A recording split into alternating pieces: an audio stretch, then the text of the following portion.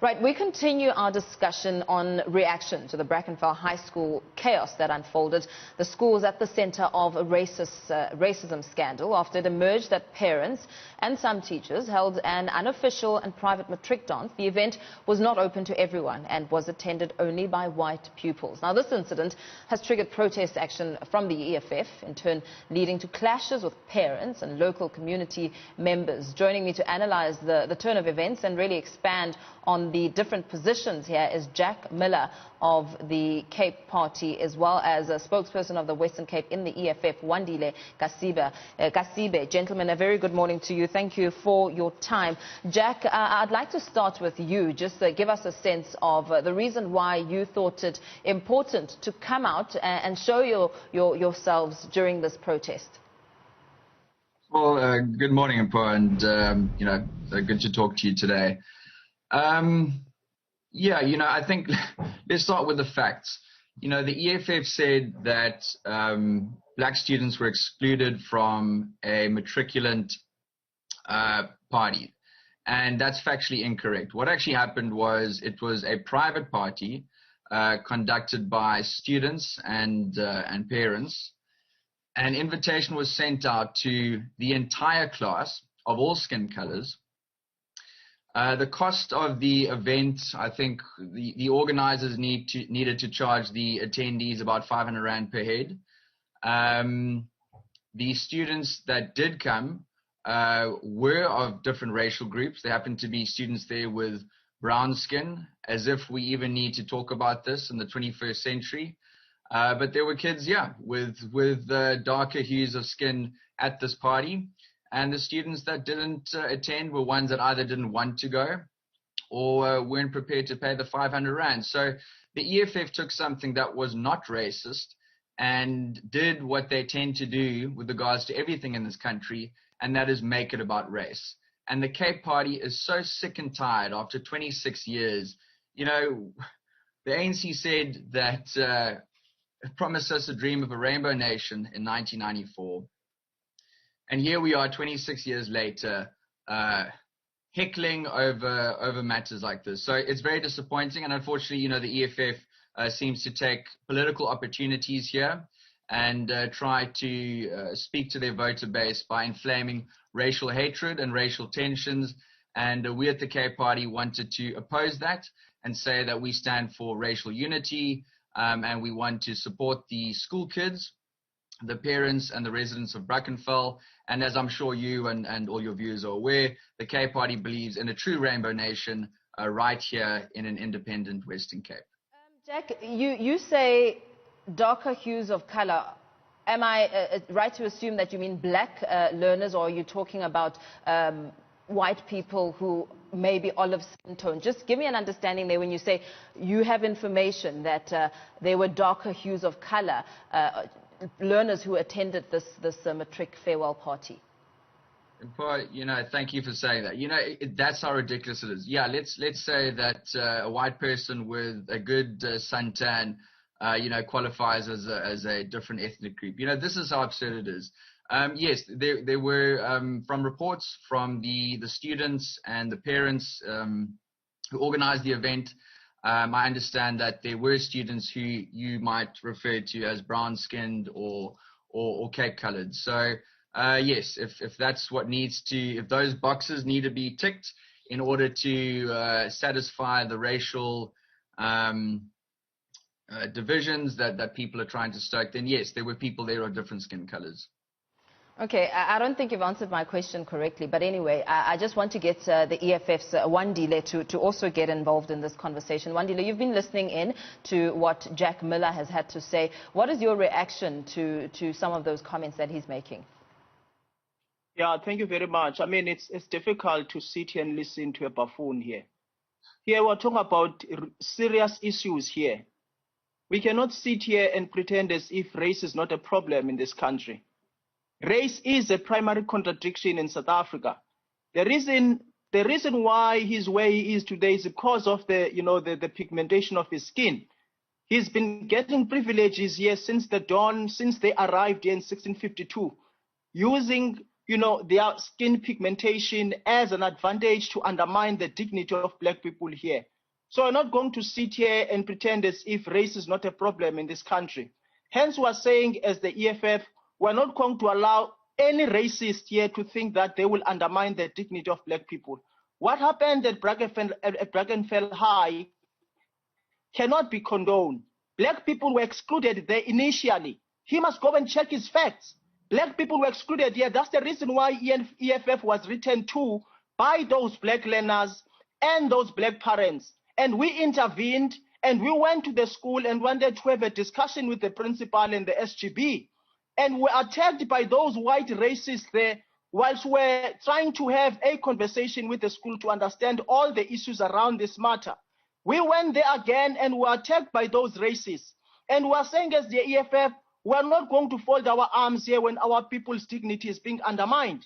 Hence, we went there, and yesterday we went there as the EFF, whilst they were saying that we should not go to Brackenfell. Brackenfell is not a white conclave.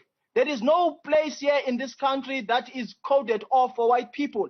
As EFF, we said we would go to Brackenfell, and we went to Brackenfell. And there's nothing, that racists will say to us that will deter us from exposing the ugly face of racism in this country. So we're not going to sit here and listen to buffoons such as this one telling us about, the fact that race doesn't matter. Race does matter in this country because it has some, material benefits for people like himself. Jack, as we listen to what Wandile had to say, you earlier said that you see this as an opportunity for the EFF, taking it as a political opportunity.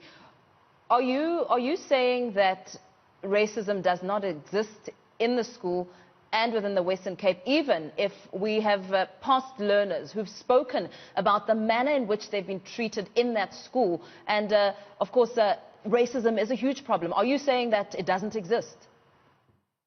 No, I'm not saying that. Racism does exist, and it exists in the form of the EFF, absolutely, and it exists in many different forms. And we at the Cape Party condemn any form of racism. So, there'll be areas of overlap where I will agree with Wandile, and there are certain acts of racism which are just unacceptable and we cannot live with.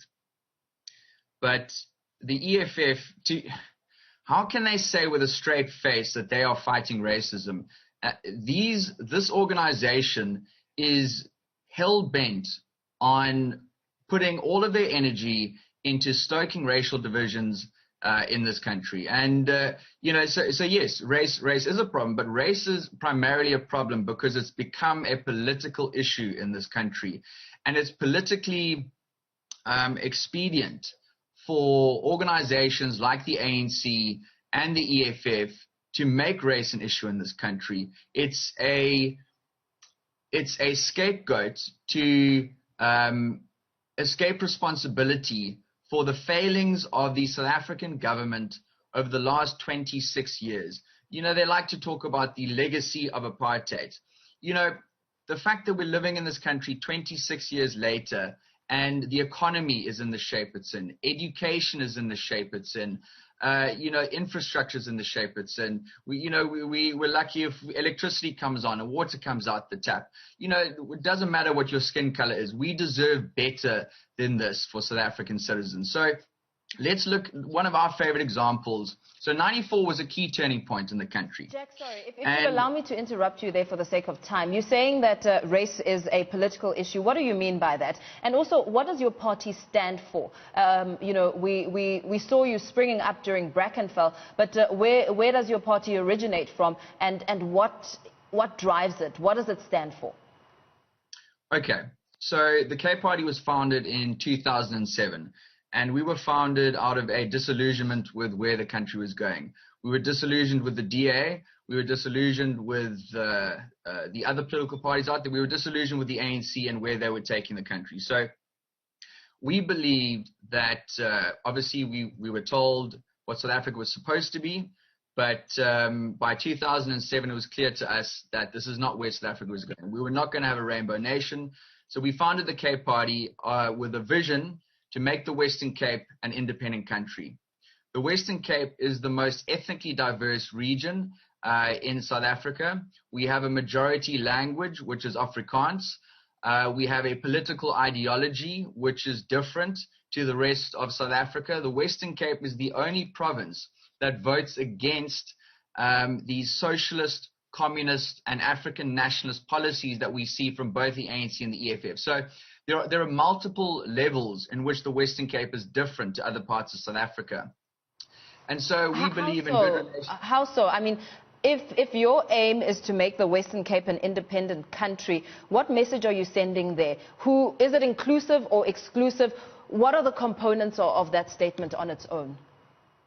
An independent Cape would be absolutely inclusive. It would be a country that we've all been dreaming of. And, you know, there's many people that we get contacted by from other parts of South Africa, black, white, colored, Indian, Asian, saying, if you guys make the Cape independent, we are moving down there. And you know what? These people are welcome. It's a difference in political and ideological belief. People who want to put race behind them. And I was earlier going to mention an important example here. So in '94, we had an opportunity to take two different pathways. We've taken the pathway to destruction. We could have taken a pathway. We still have an opportunity, which is why our first hope would be to negotiate with parties like the ANC and EFF to decentralize power, to reduce their racially discriminative policies here in the Western Cape. And only then, if they aren't willing to negotiate, we would then like to have a referendum to see if the majority of people in the Western Cape would like to be independent. And in that independent Cape, we would look to countries like Singapore. For example, Singapore also suffered under colonialism, just like we suffered under colonialism here. And let me get this straight. The Cape Party is not in favor, I mean, because some people, they get this mixed up. The EFF go, oh, well, you're like an apartheid party. Absolutely not. The Cape Party is opposed to the ANC regime. We are opposed to the apartheid regime. Okay, Jack, I'm going to have to interrupt you there. I want this conversation to continue. I am still on the line there. Jack Miller of the Cape Party, as well as Wandile Kasibe of the EFF in the West. I'm on the line, joined by Jack Miller of the Cape Party, as well as spokesperson of the Western Cape in the EFF, Wandile Kasibe. Wandile, I'd like to get some reaction from you. We've been listening to Jack Miller speaking about the vision of the Cape Party, saying that their aim is to make the Western Cape an independent country, and also saying that race is a political issue. What is your response to that? Our response is very simple to this thing. I mean, you have a group of people here who suffer from the nostalgia of the Boer Republic. They want to create a separate state within a state. What kind of a nonsense is that? They must return back the land that they stole from African people. When Jan van Riebeeck arrived here in 1652, there was no peace negotiation between African people and him. There was a full-blown confrontation that took place 7 years later after he arrived here. The Khoi Dutch confrontation that took place here. We can even go as far back as even 1510, when the Portuguese arrived here under the directorship of Almeida. They wanted to usurp this land by force, and they were attacked by African people. So what we are saying here, the battle that we wage in here is an ongoing struggle. It's an intergenerational struggle. Our forebears fought in defense of this land, and our forebears laid down their lives defending this land from invaders who came from the West. What we are saying here as African people, we have been, suffering for all these centuries, for all these years. And now we are sitting here listening to somebody here who says race does not exist. In fact, we're making a racist issue out of nothing, when African people's dignity is being undermined by white racists. What we are saying here, this is not a joke. This is not a circus. Our people's lives are at risk. And young people who are coming out here expressing and detailing their experiences, of racism at schools such as Brackenfell High are being, threatened. There are death threats that are being leveled at these young people. They are very young. They're expressing how racism is affecting them in their school. And now we're listening to somebody here who makes jokes out of a very serious issue here. Young people are being threatened here Their lives are being threatened by those white racists. What we are saying here, this battle that we wage here, it is an ongoing battle. Racism has been so institutionalized and embedded in society. As the EFF were saying, we are not the ANC. We are not part and parcel of the arrangement, the neo-colonial arrangement that was made by the ANC and the white racists in this country. We are going to face racists head on, and we're not going to massage over the feelings of white racists in this country. The time has come, because we take a very clear instructions from Frantz Fanon, who says, each generation must, out of relative obscurity, discover its mission, fulfill it, or betray it. As the EFF, we are not in a position to betray our generational mission. Our generational mission is clear. We will restore the dignity of the African child. Whether racists want it or not, whether they like it or not, we will restore the dignity of the African people. And we are saying here, there also comes a time in the life of any nation when the people are confronted with two choices, either to fight or to retreat. This time around, we are not going to fold our arms. When racists come and attack us, we will defend ourselves. We will fight back. What we are saying here, racism still exists, especially in the Western Cape. Western Cape has become an epicenter of racism and racists. All of them, they come here and form the last bastion, the last, defense for racism and apartheid. And we have a group such as this one here who are suffering from the nostalgia of the Boer Republic. That nonsense is not going to happen. We are saying as African people, we want our land back, and that land will be returned back. As EFF, we are not going to fold our arms and be quiet when our people's dignity is being undermined. Jack, as you listen to Wandile speak, it brings me to the Cape Party itself. How many black people are in the Cape Party?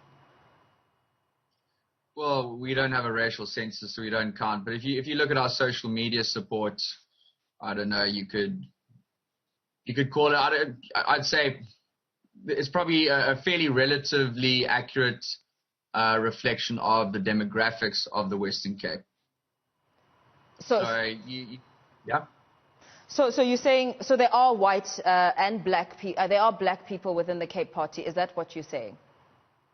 Absolutely. There's white, black, brown, Indian, Asian. We've got supporters of all different ethnicities. Does it not concern you, Jack, when you listen to some of the hurts that come out of former pupils of the Brackenfell High School saying that they were treated differently because of their racial dynamics, because they were either black or colored, that they didn't get the same preferences as their white fellow learners in the school.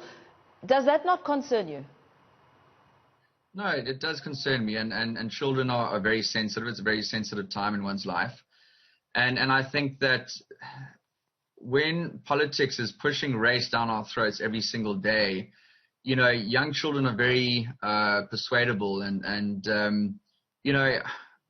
I mentioned this sort of in passing yesterday. To interrupt you there, Jack. How is politics pushing race down our throats? I don't understand that, because politicians are perhaps bringing a focus and an emphasis to this matter that is really serious, that really has a serious impact on people's lives. I don't understand what you mean when you say politics, politicians are pushing the racial agenda. Does racism not exist? No, it absolutely does, and that might be your perspective and the EFF's perspective, but that's certainly not our perspective. And there's different ways of looking at this. Does race exist? Of course race exists. But what I'm trying to say here is that if you have groups like, I mean, we probably don't have enough time for me to answer everything that Wandile said. I would love to talk about the history of South Africa, the history of the Cape. There's a lot of very important things that he mentioned there, and we need to talk about it. This is the thing. We need to have dialogue. And this is one of our concerns with the EFF, is that they don't seem to be open for dialogue. We'd love to negotiate with them and the ANC and talk about, listen, what are your concerns? What are our concerns? We don't exist for no reason. I'll tell you what, the Cape Party would never have been formed if the ANC or the DA were doing their jobs. Neither the ANC nor the DA are doing a good job, and that's why we formed. So, we have problems, and where I will agree with Wandile is we both obviously have a concern with the way the ANC has governed this country, and we have a deep concern about poverty in this country. Perhaps we differ in why there's poverty in this country and how we can fix poverty, but these are concerns we both share. And you can't find solutions if you're just shouting bad white man all the time. And I wanted to talk about Singapore earlier and how they had similar problems. They also suffered under colonialism. They had different religions, different ethnic groups. And Lee Kuan Yew took Singapore from 1965, within a decade, took it from being a muddy island to being one of the most prosperous countries in the world. And it's one of the most prosperous countries today. So why I'm saying that race is a political issue is that the government and the EFF are using this to further their political agenda.